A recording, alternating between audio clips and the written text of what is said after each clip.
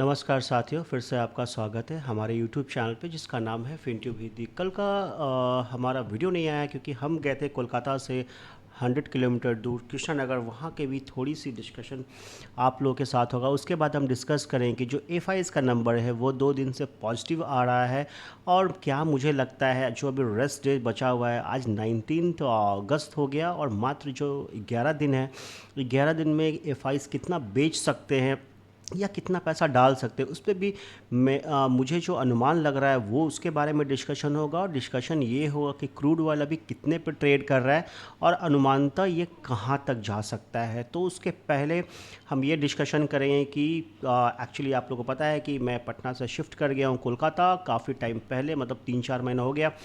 काफ़ी टाइम बाद मैं कृष्णानगर गया 2-3 बार। इस बार हमारे एक फ्रेंड ने सजेस्ट किया कि कृष्णानगर जाइए, तो वहाँ पे मिट्टी के पुतले बहुत अच्छे मिलते हैं। बहुत ज़बरदस्त कारीगरी है कृष्णानगर की। यहाँ से ऑलमोस्ट 100 किलोमीटर सियालदह से जो गैलोपिंग लोकल है, कोलकाता वाले रिलेट कर पा रहे होंगे इस चीज़ से। तो गैलोपिंग लोकल पकड़ करके 2 घंटे 20 मिनट, हर 2 घंटे में ट्रेन आने का है और जाने का है, जो लोकल ट्रेन है। तो वहाँ से जो हमने लाया है वो देखिए ये है। ये जो दुर्गा जी का एक प्रतिमा है जो आप बड़े बड़े पंडाल में देखते होंगे कि ये एक तरफ से दुर्गा जी हैं और राक्षस को भेद रही हैं और उनके अगल बगल जो भगवान हैं वो है, यहाँ पे दिख रहे होंगे आपको, छोटा सा है। तो ये वहाँ से मैं तो इतना एक्सपेक्टेड था कि काफ़ी महंगा होगा, बट ये मात्र वहाँ पे 60 रुपीज़ में मुझे मिला। तो ये बहुत रिजनेबल प्राइस पे वहाँ पे मुझे मिला। उसके बाद ये कान्हा है, अपने गाय के साथ हैं, ठीक है, बांसुरी बजा रहे हैं, तो ये भी मुझे थोड़ा सुंदर लगा, तो ये भी लाया। तो ये भी लगभग वही 50-60 के आसपास ये भी था हमारा। और एक बहुत एंटीक चीज़ मिला जो आपको देखना चाहिए। वहाँ पे ऐसे मिट्टी के ये लेडी फिंगर और ये पोटैटो इस टाइप के भी वहाँ मिलते हैं, और ये ओनियन, प्याज, और ये मूंगफली के दाने टाइप, और ये एक नींबू है ना। तो ये सारे चीज़, ये हर एक पीस जो है वो, अगर एक पीस है तो ये 6 रुपीज़ का है।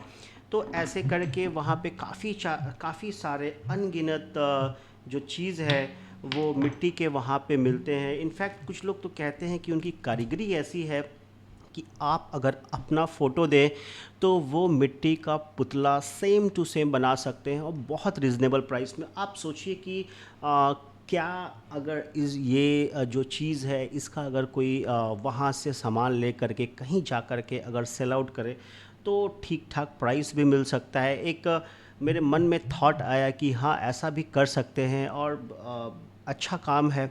और काफ़ी सारा चीज़, मतलब अनगिनत दुनिया भर में जितना भी आप जो चीज़ देख रहे हैं वहाँ पे मिट्टी के पुतले के आकार में मिलते हैं, चाहे वो मोबाइल फ़ोन ही क्यों ना हो, चाहे वो एक छोटा सा घर क्यों ना हो, चाहे वो एक माइक क्यों ना हो, चाहे रिंग लाइट क्यों ना हो, चाहे टेबल कुर्सी, सब कुछ जो है वो मिट्टी का पुतले में वहाँ पे मिलते हैं। कृष्णानगर की बात हो रही है, कोलकाता से 100 किलोमीटर है, तो वहाँ जाएं, एक बार उसका भी मज़ा लें। और एक चर्च भी है वहाँ पे, काफ़ी अच्छा था, मैं जा नहीं पाया।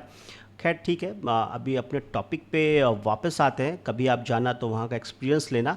तो टॉपिक पे बात ये हो रही थी कि क्या मुझे लगता है कि क्रूड ऑयल कहाँ तक जाके रुकेगा। जैसा कि आप देखेंगे कि मैंने 10 दिन पहले जो वीडियो में यही बताया था, कहीं भी क्रूड ऑयल के नीचे आने की बात मैंने नहीं की। मैं हर वक्त यही बोल रहा हूँ कि क्रूड ऑयल वहाँ से आगे जा सकता है। जैसे जैसे स्टेप बाय स्टेप टेंशन बढ़ेगा, होना जाना कुछ नहीं है।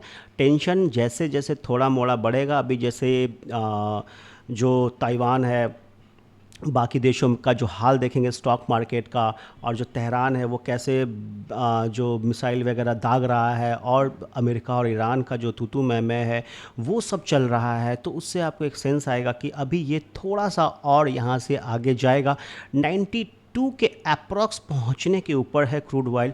आज का बाज़ार तो ऐसा हिंदी पिक्चर के जैसा हो गया है। पुराने ज़माने में जब कोई विलेन रहता था और हीरो आता था और हीरो सारे लोगों को बचा के लेके चला जाता था और लगता था कि अब पिक्चर ख़त्म हो गई, क्योंकि अब हीरो विलेन को मार देगा और पिक्चर ख़त्म। अचानक से हीरो के पास सारा ताकत है, सब कुछ है, कोई प्रॉब्लम नहीं है, बहुत स्मार्ट है, कराटे जूडो सब आता है उसको, लेकिन प्रॉब्लम क्या है, हीरो विलन का जो दोस्त है वो उसके मदर फादर और भाई बहन को पकड़ के ले आता है और बोलता है कि अब मैं इसको मार दूंगा। तो अपना स्टॉक मार्केट भी उसी प्रकार का हो गया है। रिटेलर में उत्साह बहुत है, एफआईज पैसा डाल रहे हैं, डीआईज भी पैसा डाल रहे हैं, लेकिन फिर भी मार्केट नीचे की तरफ ही जा रहा है। वह ऐसा इसलिए मेरे हिसाब से हो रहा है कि रिटेलर का जो एमटीएफ साइज़ है वो धीरे धीरे छोटा होना स्टार्ट हो गया और रिटेलर में जो कंप्लीट जो पैनिक है वो स्टार्ट हो गया है।